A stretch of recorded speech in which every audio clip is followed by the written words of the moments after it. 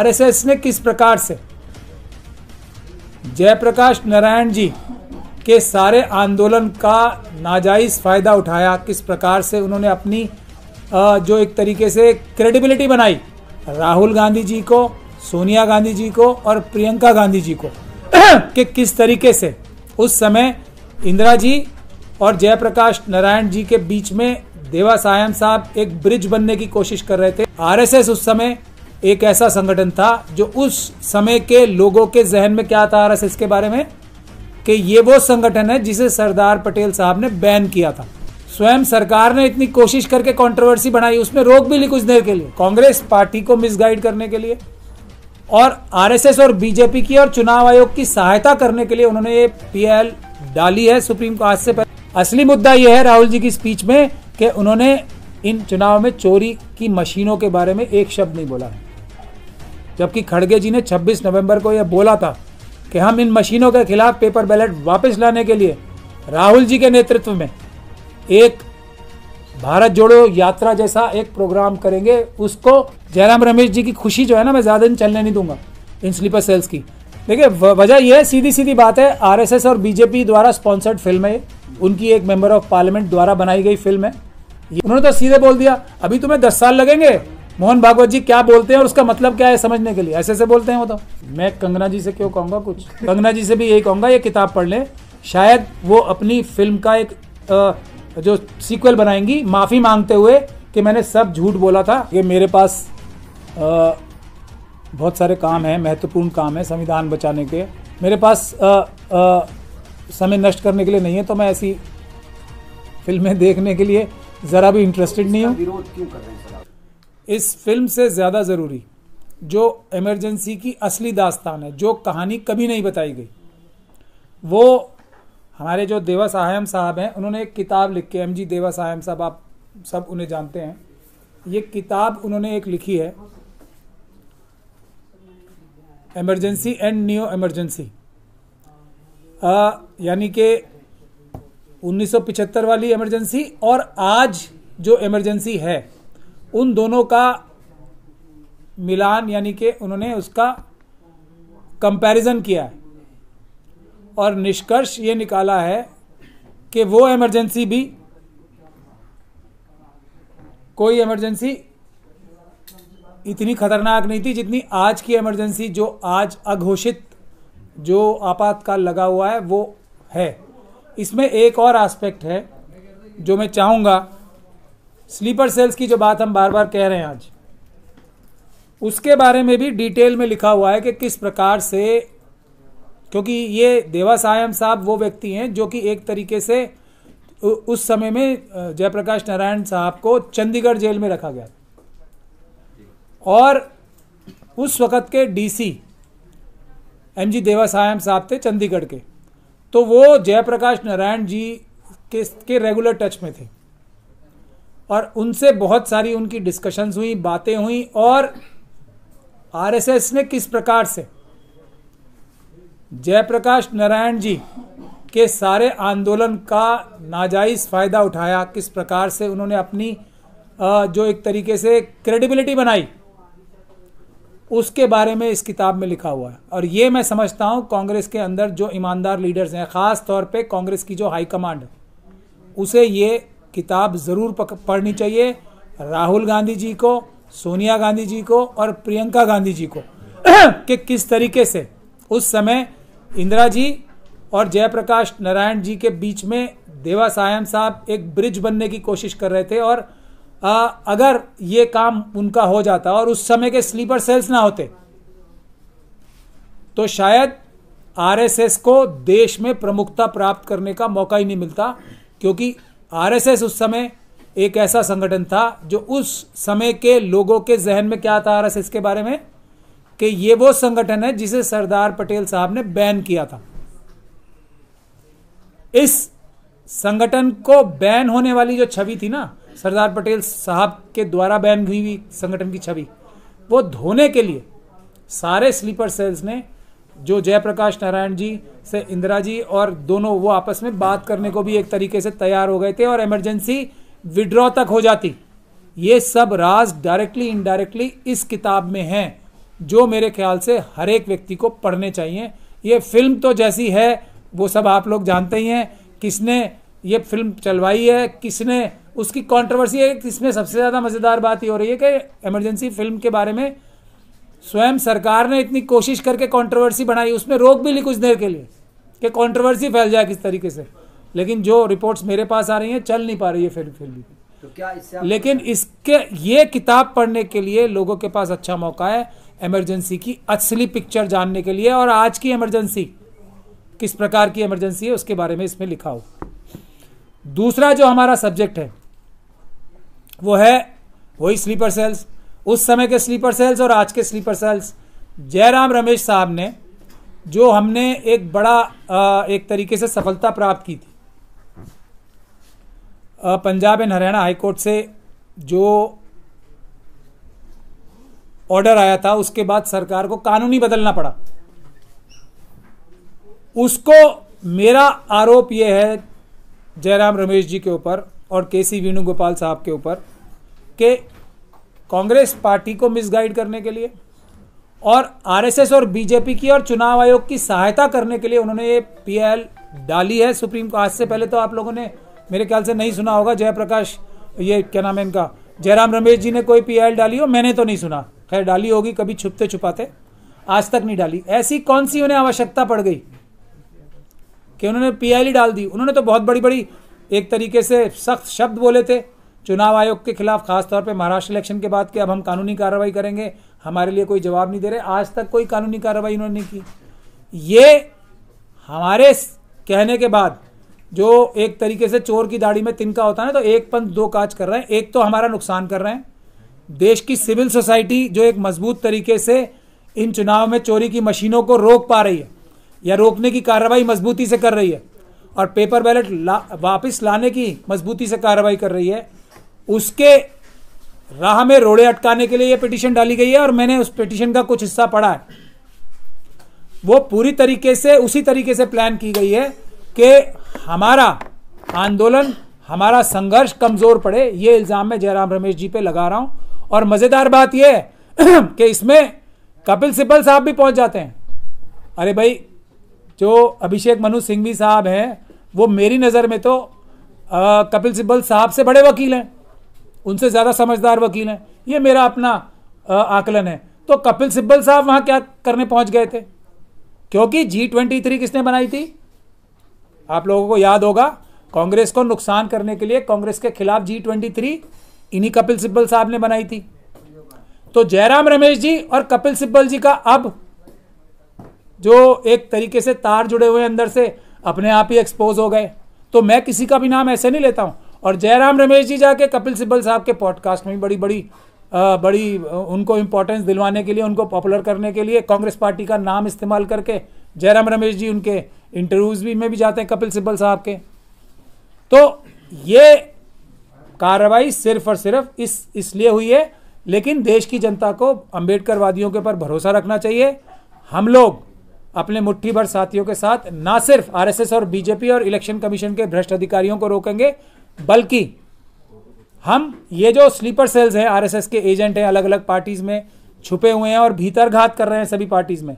और उसका सबसे बड़ा सबूत यह है कि राहुल जी ने जो अभी स्पीच भी दी है, जिसमें कंट्रोवर्सी अलग करवा दी एक दूसरी, वो अलग बात है, वो भी स्लीपर सेल्स का ही काम है। असली मुद्दा यह है राहुल जी की स्पीच में कि उन्होंने इन चुनाव में चोरी की मशीनों के बारे में एक शब्द नहीं बोला है, जबकि खड़गे जी ने 26 नवंबर को यह बोला था कि हम इन मशीनों के खिलाफ पेपर बैलेट वापस लाने के लिए राहुल जी के नेतृत्व में एक भारत जोड़ो यात्रा जैसा एक प्रोग्राम करेंगे उसको। और मैंने तभी कहा था ये स्लीपर सेल नहीं होने देंगे, आप लोगों को अगर याद होगा। तो वो अभी भी कामयाब हो गए, लेकिन हमारी भी कामयाबियों की कमी नहीं है। महाराष्ट्र में बहुत बड़ी संख्या में लोगों ने हमारे जाके वहाँ रिक्वेस्ट करने के बाद बहुत बड़ी संख्या में लोगों ने अपनी पिटीशंस लगाई हैं। मैं महाराष्ट्र जा रहा हूँ जल्दी, और ये सरकार को ये समझ लेना चाहिए, देवेंद्र फडणवीस साहब को और नरेंद्र मोदी जी और अमित शाह जी को, बहुत जल्दी हम एक बहुत बड़ी संख्या में चुनाव जो महाराष्ट्र में हुए हैं उस पर दोबारा चुनाव कराने के लिए हमारे पास पूरी लीगल स्ट्रैटेजी है, कानूनी स्ट्रैटेजी है। ये हमारी कामयाबी है। और इस केस में जयराम रमेश जी की खुशी जो है ना, मैं ज़्यादा दिन चलने नहीं दूंगा इन स्लीपर सेल्स की। मैं इसमें अपनी इंटरवेंशन डाल रहा हूं और जो भी ये साजिश करेंगे सुप्रीम कोर्ट में उसको हम निरस्त करेंगे, इनको कामयाब नहीं होने देंगे। हमारा आंदोलन जारी रहेगा, कोर्ट के अंदर भी और कोर्ट के बाहर भी। अब आप सवाल पूछना चाहें तो पूछ। सवाल है, क्या आपने फिल्म देखी, आपने विरोध किया? देखिए, मेरे पास बहुत सारे काम हैं, महत्वपूर्ण काम हैं संविधान बचाने के। जो हमारे कमज़ोर वर्ग हैं उनके लिए बहुत सारे केस भी लड़ने होते हैं, सड़क पे आंदोलन भी करना होता है। मुझे जो ये मशीनों के खिलाफ आंदोलन है, मुझे पूरे देश में भी जाना पड़ रहा है। मेरे पास समय नष्ट करने के लिए नहीं है, तो मैं ऐसी फिल्में देखने के लिए ज़रा भी इंटरेस्टेड नहीं हूँ। विरोध क्यों कर रहे हैं सर आप इस फिल्म का, क्या वजह है?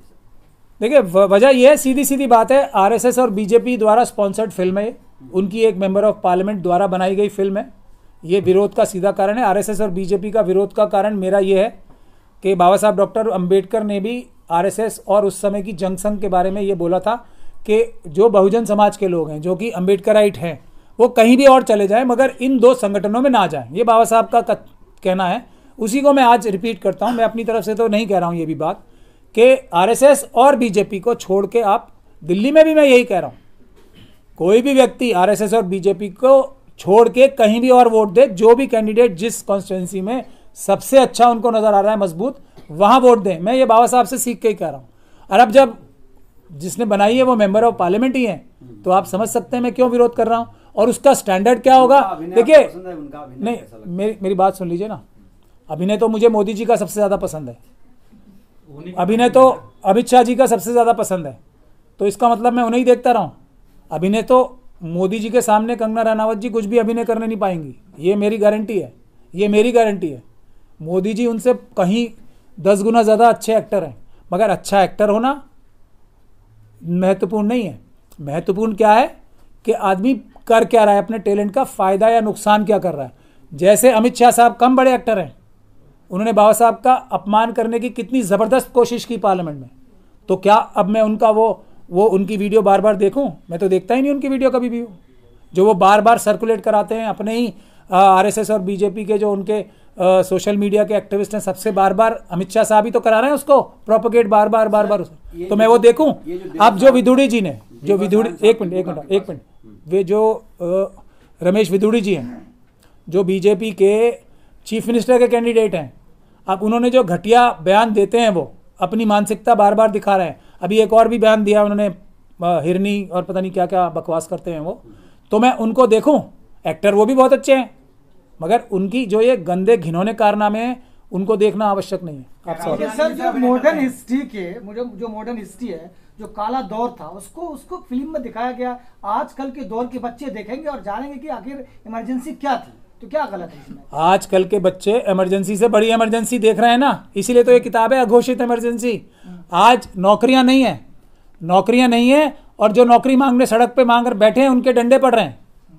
आज देश की सेना को, देश की सुरक्षा को कमजोर करने के लिए अग्निवीर नामक एक संस्था चलाई जाती है चाइना और पाकिस्तान से। मेरा तो ये इल्ज़ाम है ना, हमारा ये इल्ज़ाम है के साथ साजिश करके आज भी आज तो एक किसी ने आरटीआई लगाई है, ये तृणमूल कांग्रेस के किसी नेता ने, उसका आरटीआई का जवाब में पढ़ रहा था कि 38,000 किलोमीटर जगह चाइना ने हमारी हड़प ली है। ये इससे बड़ी इमरजेंसी क्या होगी जब आर्टिकल 1 जो कि भारत की सीमाएं निर्धारित करता है उसी को कॉम्प्रोमाइज कर दिया, तो इससे बड़ी इमरजेंसी क्या होगी? आज आप अगर मैं नाम नहीं ले रहा हूं, देखिए चुनाव में चोरी की मशीनों का मैं आज नाम नहीं ले पा रहा हूं क्योंकि यूट्यूब और दूसरे चैनलों से मिलके उसमें वो ये आपकी रीच कम कर देते हैं, आपके ऊपर एक्शन ले लेते हैं। इससे बड़ी इमरजेंसी होगी कुछ? इंदिरा जी के खिलाफ तो उस समय सब बोल रहे थे और फिर निष्पक्ष चुनाव हुआ और उनका सुपड़ा साफ हो गया था कांग्रेस का। लेकिन आप इमरजेंसी कह रहे हैं और मोहन भागवत जी कह रहे हैं कि 2024 में प्राण प्रतिष्ठा होने के बाद स्वतंत्रता मिल गई है, 2014 के बाद स्वतंत्रता मिल गई है, तो अब इमरजेंसी कहाँ रह गई? स्वतंत्रता मिल रही है, आजादी मिल रही है। तो मैं कह तो रहा हूँ यही तो स्वतंत्रता है। आप एक शब्द नहीं बोल सकते, आप नौकरी नहीं मांग सकते, आप अगर पत्रकार हैं तो आपको जेल में भेज दिया जाएगा, और अगर आप आरएसएस और बीजेपी के साथ आ जाते हैं तो ईडी सीबीआई सब आपको क्लीन चिट दे देती है, वैसे आपको पकड़ के जेलों में ठूस देगी। आपको जज लोया का एग्जाम्पल आपके सामने है, यही तो आज़ादी है। सर, आप और मोहन भागवत जी कहाँ आपको जेल भेजा गया? आप इतना तो बोलते हैं डेली, आप हर वीक प्रेस कॉन्फ्रेंस करते हैं, सब कुछ बोलते हैं, मोदी जी के खिलाफ बोलते हैं, कब आपको जेल भेजा गया? मैं अकेला ही तो बचा हुआ हूँ इतना बोल के, उनकी पूरी कोशिश भी नाकाम कर पा रहा हूँ क्योंकि मैं मजबूत वाला अम्बेडकराइट और मजबूत वाला मुसलमान हूँ। इसलिए तो नहीं बचे हुए हैं कौन? आप मैं कांग्रेस का विरोध नहीं कर रहा, एक्सपोज करते हैं उसके स्लीपर सेल को। ये तो मैं कांग्रेस के ऊपर सबसे बड़ा एहसान कर रहा हूँ और सब पॉलिटिकल पार्टीज के ऊपर एहसान कर रहा हूँ। मैं चाहता हूँ, मैं तो डिक्लेयर्ड मेरी पॉलिसी है कि सब पॉलिटिकल पार्टीज आरएसएस बीजेपी के समर्थन को छोड़ के, जिसमें से एक हमारी पॉलिटिकल पार्टी है जो एकदम मुसलमानों की पार्टी लगती है एआईएम, इन सब पार्टीज को छोड़ के मैं तो कहता हूँ इनको छोड़ दो, बाकी सबको वोट दो। मैं तो ये ओपनली कह रहा हूँ ना। और मैंने देखिए, मैंने एक चीज़ के लिए, सिर्फ किसी भी नेता से मिलने के लिए मैं कह रहा हूँ घुटनों के बल तैयार हूँ। किस चीज़ के लिए? इन चुनाव में चोरी की मशीनों के खिलाफ। मैं तो मिलता ही नहीं ना किसी से, ना मुझे चाहिए किसी से। लेकिन सर कंगना रनौत जो है इंदिरा गांधी को अनमेच्योर लेडी कहा है, कमजोर पीएम कहा है, और उनको देश जो है आयरन लेडी कहती है। तो कंगना रनौत फिल्म बनाई है तो उनको पढ़ा होगा तभी तो बनाई है ना। समझने का फर्क है। देखिए, जो व्यक्ति की अपनी अपनी नज़र होती है ना, मुझे जैसे आरएसएस और बीजेपी वाले बुरे लगते हैं। क्यों? क्योंकि वो भारत का संविधान खत्म करके मनुस्मृति लाना चाहते हैं।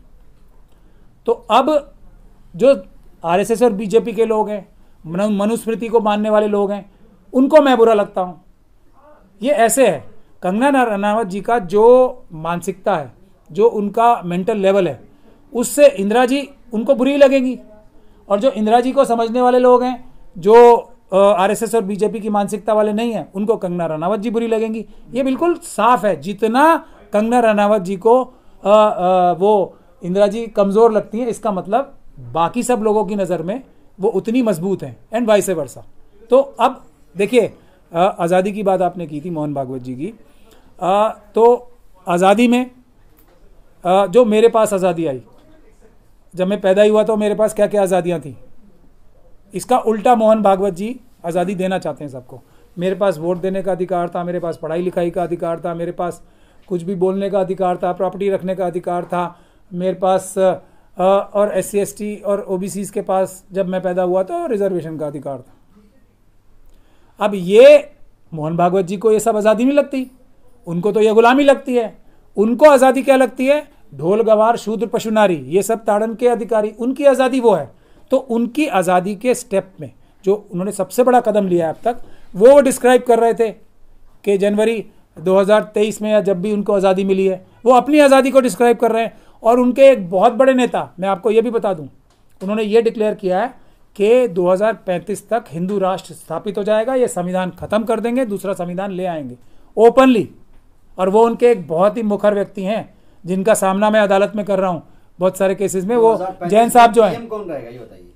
अब वो मेरे ख्याल से तो जैन साहब रहेंगे, जो कह रहे हैं कि मैं ले आऊँगा, जो हरिकिशन जैन साहब हैं, वकील जो है। किस पार्टी की सरकार रहेगी 35 में? वो मनुवादी सरकार। वहाँ ये तो पता ही नहीं रहा ना कि इलेक्शन होगा नहीं होगा, ये नहीं बता रहे हैं वो, ना अपना संविधान डिस्क्लोज कर रहे हैं क्या होगा। ये बोल रहे हैं कि ये संविधान 2035 तक नहीं रहेगा। मेरे ख्याल से ये देशद्रोह है, मेरा ख्याल नहीं, मेरी पक्की ये मानना है, ये देशद्रोह है। ये सभी लोग देशद्रोही हैं, ये आतंकवादी हैं। और कांग्रेस पार्टीज और दूसरी पार्टी सिर्फ लिप सर्विस करके इनको क्रिटिसाइज कर रही हैं, इनको और मजबूत बनाने के लिए, इनकी और पॉपुलैरिटी देने के लिए। कानूनी कार्रवाई कोई नहीं कर रहा। तो मैं जयराम रमेश जी से, तो मैं दंगल होगा, जो जीतेगा वही उस राजा बनेगा। मैं एक मिनट इसका सवाल पूरा कर दूं, उसके बाद मैं जयराम रमेश जी से, वेणुगोपाल जी से और उनके जितने ये स्लीपर सेल्स हैं ना, जो इसका क्रिटिसिज्म बड़े कलफ के कुर्ते पहन पहन के बहुत जोर जोर से और एक्टिंग कर करके, शक्ल से पता लग जाता है एक्टिंग, मेरी भी शक्ल से लग रहा है मैं एक्टिंग कर रहा हूँ, मैं जेन्युइनली बोलता हुआ लगता हूँ, ऐसा लोग मुझे बताते हैं। उनकी शक्ल से ऐसे लगता है, ऐसे बोलते हैं वो, देखिए ऐसे बैठेंगे और ऐसे आसमान में उस तरफ देख के ऐसे ऐसे करके बोलते हैं, जो साफ सोच सोच के नहीं, जमा जमा के, कोई जेन्युइनली उनके मन की भावना नहीं आती, जमा जमा के मतलब एक इफेक्ट पैदा करना चाहते हैं जनता के ऊपर। ये साफ नजर आ जाता है कौन फ्रॉड है और कौन दिल से वो बात बोल रहा है। तो वो मोहन भागवत जी की क्रिटिसिज्म हालांकि कड़े शब्दों में कर रहे हैं, लेकिन जमा जमा के, जैसे डायलॉग डिलीवरी होती है ना, वैसे वैसे कर रहे हैं। तो मैं इन सभी लोगों को एक साथ निमंत्रण देता हूं कि ये मोहन भागवत जी ने देशद्रोह किया है, उसके खिलाफ कानूनी कार्रवाई तो करो, मिली भगत वाली कानूनी कार्रवाई नहीं जैसे जयराम रमेश जी ने की अभी, जेन्युइन, वरना मैं तो उस पर करूंगा ही कार्रवाई।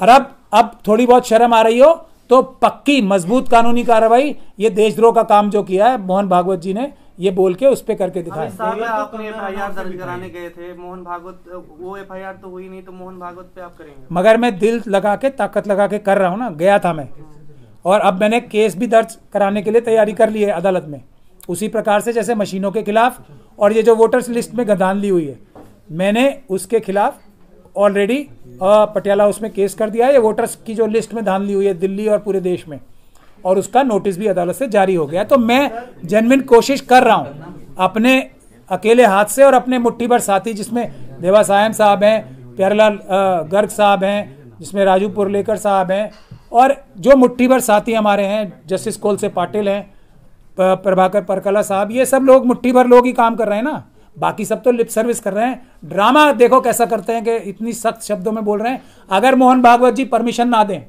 तो ये जो कांग्रेस की तरफ से बोल रहे हैं ना, इतनी सख्त लैंग्वेज उनके खिलाफ बोल नहीं सकते, ये मेरी गारंटी है। देश में अपराध एक बड़ी समस्या हो गया है। सेलिब्रिटी से लेके एक जगह इकोनॉमिक कैपिटल, दूसरा देश का कैपिटल, दोनों इससे पीड़ित हैं। कसूरवार कौन है सर? आपस में आरोप प्रत्यारोप चल रहा है, लेकिन आज सैफ अली खान सेफ नहीं है, जो सेलिब्रिटी देश के, आज बड़े बड़े सेलिब्रिटी सेफ नहीं है, तो क्या गृह मंत्रालय को दोषी मानेंगे? ये एक तरह से बुरी खबर भी है और अच्छी खबर भी है। मैं बोली इसमें मेरा क्रिटिसिज्म होगा, लेकिन सच्चाई यही है। अच्छी खबर पहले बता देता हूँ, बुरी खबर बाद में बताऊँगा। अच्छी खबर ये है, जब हाथरस की बच्ची के साथ वो हुआ, तब ये हमारे फिल्म स्टार सो रहे थे ना, और ये सोच रहे थे ये हमारे साथ तो होगा नहीं कभी, हम तो पतंग उड़ा रहे हैं मोदी जी के साथ, सोच रहे थे ना। ये इनके खुद के बच्चे के साथ जब हुआ शाहरुख खान साहब के, तो इन्होंने फिर भी कोई सख्त कदम नहीं उठाया, कहीं ना कहीं किसी ना किसी ढंग से जाके सेटिंग की। ये मेरा इल्ज़ाम है उनके ऊपर। तो ये आराम से सो रहे थे ना। रोज़ मॉब लिंचिंग हो रही है शेड्यूल कास्ट कम्युनिटी की, शेड्यूल ट्राइब कम्युनिटी की और मुस्लिम्स की, तब ये आराम से बैठ के तमाशा देख रहे हैं। ये सोच रहे थे ये आग मेरे घर तक तो नहीं आएगी। ये फिल्म इंडस्ट्री पे कब्जा करने के लिए, दहशत फैलाने के लिए ये काम खुद आरएसएस और बीजेपी के सौजन्य से हो रहा है। ये है बुरी खबर। और बुरी खबर, ये अच्छी खबर तो मैंने बता दी कि अब ये जितने फिल्म स्टार्स हैं ना, सब जाग जाएं। ये अगर मनीष, जो हमारी हाथरस की बच्चियां हैं और दूसरी बच्चियां हैं, उनके साथ जो हो रहा है मॉब लिंचिंग जो हो रही है, उसके खिलाफ आवाज नहीं उठाएंगे, मोदी जी से मिलने जाएंगे। अभी तो गए थे ना, ये कितनी जबरदस्त फोटोएं आ रही है इनकी। लो प्रसाद नजर आ गया उन्हें, अच्छा ये तो इतने पैसे वाले व्यक्ति हैं, ये भी हैं फिल्म इंडस्ट्री में, बस ऐसे नजर आ गया उन्हें। और नजर लग नहीं गई, नतीजा आ गया, चाकू लग गई और आजादी मिल गई। आजादी मिल गई ना। अभी तो मोहन भागवत जी ने 2 दिन पहले आजादी दी है, यही है आजादी। अगर ये अब भी सड़कों पे नहीं आएंगे, फिल्म इंडस्ट्री को मैं बहुत बड़ा दोषी मानता हूं। उनकी जिम्मेदारी है, पब्लिक उनकी क्या है, वो पब्लिक की भावना है, पब्लिक के प्यार की वजह से वो हजारों करोड़ रुपए कमाते हैं। और पब्लिक के लिए लड़ने के लिए, सच और इंसाफ के लिए, जिस डेमोक्रेसी की वजह से वो इतने बड़े बड़े स्टार बने, उसके लिए बचाने के लिए सामने नहीं आएंगे। सर आमिर खान जी ने कहा था कि ये देश जो है सेफ नहीं लगता है, क्या आप भी मानते हैं? होम मिनिस्ट्री का देखिए, हाँ होम मिनिस्ट्री का फेलियर वो तो करा रहे हैं, फेलियर क्यों मानूंगा मैं तो कह रहा हूं वो करवा रहे हैं, ये ऑर्केस्ट्रेट हो रहा है। आपने सबूत प्रत्यक्षम किम प्रमाणम, आपने रिस्पांस नहीं देगा एक चीफ मिनिस्टर का, ये मामूली बात मान रहे हैं वो। अब ये बुरी खबर है कि इतने बड़े फिल्म स्टार को मार के कोई ऐसे चला जाता है। उससे पहले बाबा सिद्दीकी, उससे पहले सलमान के घर शूटिंग, और आज ये पता लगा है शाहरुख के घर के ऊपर भी रेकी की थी इसने। और वो चीफ मिनिस्टर साहब बोल रहे हैं क्या, ये तो आम बात है, ऐसे होता रहता है, लॉ एंड ऑर्डर कोई खराब नहीं। ये बुरी खबर है। और ये कोई सैफ अली खान की बात नहीं है, इतने बड़े फिल्म स्टार के साथ ये हो सकता है। तो आज फिल्म इंडस्ट्री के सारे एक्टर डर के मारे वो करेंगे जो आरएसएस और बीजेपी चाहेगी। ये बुरी खबर है। लेकिन अच्छी खबर इसमें यही है कि अब इनको वो गर्मी जो हम लोग जमीन पे भुगत रहे हैं ना, और उसके लिए कुछ नहीं बोल रहे, तो ये अच्छी खबर है। इनको भी पता लगना चाहिए, आना ही पड़ेगा सड़क पे सबको। जो नहीं आएगा वो मिट्टी में मिल जाएगा। ये आरएसएस वाले और बीजेपी वाले किसी को नहीं छोड़ेंगे। आप तो कह रहे हैं सर बॉलीवुड वाले अब करेंगे, यानी पहले से नहीं कर रहे थे, उनसे नहीं डर रहे थे। नहीं, हमला हो गया तो डर, अब डर छोड़ के सामने आने के लिए इनके लिए एक और रास्ता खुल गया। हाँ, अब वो डर गए हैं तो अब करेंगे। नहीं, डर नहीं गए, पहले वो इनसे डरे हुए थे। डर के भी, पैर पकड़ के भी, फोटो खिंचवा के भी पूरी फैमिली के साथ जाके ये अंजाम होगा। ये समझ में आ गया। अब एक रास्ता है, जो आतंकी हैं, जो आतताई हैं, जो बाबा साहब डॉक्टर भीमराव अंबेडकर का संविधान खत्म करके मनुस्मृति लागू करना चाहते हैं, उनके लिए सिर्फ एक रास्ता है उनको रोकने का, वो है बाबा साहब का दिया हुआ मंत्र, संघर्ष, एजिटेट, लड़ाई, संविधानिक लड़ाई इनके खिलाफ, कानूनी और सड़क पे आके ये फिल्म स्टार्स को करनी पड़ेगी, वरना भूल जाए। कुमार विश्वास से रिलेट किया कुमार विश्वास की बयान के भूमिका बाद कैसे कैसे देख रहे हुआ? हैं? अब जब इन्वेस्टिगेशन होगी ना, देखिए मैं तो मानता हूं जो जाकिर नायक के ऊपर चार्जेस लगे, मैं तो कह रहा हूं सही चार्ज लगे उनके ऊपर, वही कुमार विश्वास के ऊपर लगेंगे। जाकिर नायक ने कोई बंदूक थोड़ी दिखाई थी। अब पैरेलल्स निकाले ना, हम तो भाई कानूनी आदमी हैं, आर्टिकल 14 जानते हैं। जाकिर नायक के ऊपर तो यही चार्ज है ना, उसकी वजह से बहुत सारे लोग आतंकवादी बन गए। यही कुमार विश्वास, यही जितने इनके आरएसएस और बीजेपी के जो बोलते हैं कि फला फला काटे जाएंगे और ये होगा और शेड्यूल कास्ट और शेड्यूल ट्राइब के ऊपर पेशाब करो, ये सब जो बोलते हैं और ये सब जो काम करते हैं, तो उन्हीं के कहने पे तो ये सब हो रहा है। जो ये गोरक्षक जो बन रहे हैं, जो हत्याएं कर रहे हैं, वो सब आरएसएस और बीजेपी के इशारे पे तो कर रहे हैं। क्योंकि जैसे जाकिर नायक के ऊपर फॉर्मूला लागू होता है, वही कुमार विश्वास साहब के ऊपर होता है। नहीं होगा क्या? दो कानून थोड़ी है देश में, एक ही है ना। कौन सा कानून लगना चाहिए, क्या धारा हो, किसकी? किस तरह के कुमार कानून विश्वास लगे? के ऊपर। क्या कार्रवाई हो आप चाहते आतंकवादी घटना करवाने के लिए उकसा रहे हैं, और अगर उनके तार जुड़े हुए हैं तो वो भी इन्वेस्टिगेशन में आएंगे। मगर मुकदमा दर्ज जो सरदार पटेल साहब ने किया था वो करने पड़ेंगे। आरएसएस को बैन करना पड़ेगा, सवाल है। और इनके जितने भी ये बड़े बड़े नेता हैं, प्रॉपर इन्वेस्टिगेशन करके इनको जेल भिजवाना पड़ेगा। सर वो जो चोर बताया, मीडिया बता रहा है चोर, क्या उसे आप चोर कहेंगे? वो चोर लग रहा है आपको? मुझे तो चोर तो मुझे बहुत लग रहे हैं, लेकिन मेरे लगने से क्या होगा? मुझे तो अडानी भी चोर लग रहे हैं, मुझे तो अंबानी जी भी चोर लग रहे हैं, मुझे यूसुफ लुलू जी भी चोर लग रहे हैं, मुझे राजीव कुमार जी वोटों के सबसे बड़े चोर लग रहे हैं। लेकिन मेरे लगने से क्या होगा? जो मैं काम कर रहा हूं उससे होगा। हम अब फिल्म स्टार्स के पास अच्छे वकीलों की कमी हो गई है क्या? दिल्ली आ जाए, दिल्ली से ले जाएं वकील। लेकिन सलमान खान की मैं सबसे बड़ी गलती मानता हूं। वो पता नहीं कितने इंच की छाती है, मुझे पता नहीं, मोदी जी से तो कमी होगी, लेकिन जितने भी इंच की है नहीं वो कोई छाती। उन्होंने क्या कार्रवाई की अपनी हिफाजत के लिए? कानूनी कार्रवाई आज तक क्या की उन्होंने? बताएं मुझे आप। कुछ केस डाला कि ये व्यक्ति जो है, जिसके तब संबंध डायरेक्टली या इनडायरेक्टली आरएसएस और बीजेपी के लोगों के साथ हैं, जो भी वो लॉरेंस बिश्नोई है क्या है, उसको पकड़वाने के लिए, उसको कंटेन करने के लिए, या उसके गैंग को रुकवाने के लिए कोई उन्होंने अपनी तरफ से केस डाला? सबसे बड़ी गलती मैं सलमान खान साहब की मानता हूं इसमें, और रहेगी जब तक वो डरे रहेंगे और पिच बैकफुट पे खेलते रहेंगे। बचेंगे नहीं वो, क्योंकि ये लोग कोई किसी के रिक्वेस्ट करने से थोड़ी मान जाते हैं। ये तो कानून की मजबूत कलाई से ही रुकेंगे, वरना रुकेंगे नहीं। जान से मारने की धमकी तो सबको मिल रही है। सलमान के नजदीकी जो होंगे वो मारे जाएंगे। अब सैफ अली खान पे हुआ है, तो ऐसे कैसे रुकेगा सर? आप भी जो रास्ता बता रहे हैं वो रास्ता तो रुकने वाला नहीं है। बिल्कुल वही रास्ता रुकने वाला है, जब तक जो बॉस होता है ना किसी भी संगठन का, उसके ऊपर कानूनी कार्रवाई नहीं होती मजबूत। तो अगर आप जो फुट सोल्जर्स हैं उनके ऊपर कार्रवाई करते रहोगे, कोई फर्क नहीं पड़ेगा। सरदार पटेल साहब ने क्या काम किया था? सरदार पटेल साहब से हमें सीखना पड़ेगा। सबसे पहले आरएसएस को बैन करना पड़ेगा, उसके लिए कार्रवाई करनी पड़ेगी। अपने आप जो फुट सोल्जर्स हैं उनको मैसेज मिल जाएगा। उससे पहले ये बोलेंगे कुछ, करवाएंगे कुछ। और वही जैन साहब ने और दूसरे लोगों ने ये भी बताया, बहुत सारे आरएसएस के जो लोग हैं, एक वो विश्व हिंदू परिषद के शायद वो हैं, बहुत सारे टीवी पे आते हैं, बंसल साहब हैं शायद उनका नाम। उन्होंने तो सीधे बोल दिया, अभी तुम्हें 10 साल लगेंगे मोहन भागवत जी क्या बोलते हैं और उसका मतलब क्या है समझने के लिए। ऐसे बोलते हैं वो तो। कंगना से क्या कहेंगे आखिर? हाँ? कंगना से क्या कहेंगे? मैं कंगना जी से क्यों कहूंगा कुछ? फिल्म आ रही है, उन्होंने अपना घर बेचा, मैं- लगाई, वो अपील कर रही है आप लोगों से कि मेरी फिल्म देखिए, सारी जायदाद हमने लगा दी। मैं टाइम वेस्ट ना करें, ये किताब खरीदें। मैं ये कहूँगा, कंगना जी से भी यही कहूँगा, ये किताब पढ़ लें। शायद वो अपनी फिल्म का एक जो सीक्वल बनाएंगी, माफ़ी मांगते हुए कि मैंने सब झूठ बोला था, असली किताब में सच्चाई में ये लिखा है।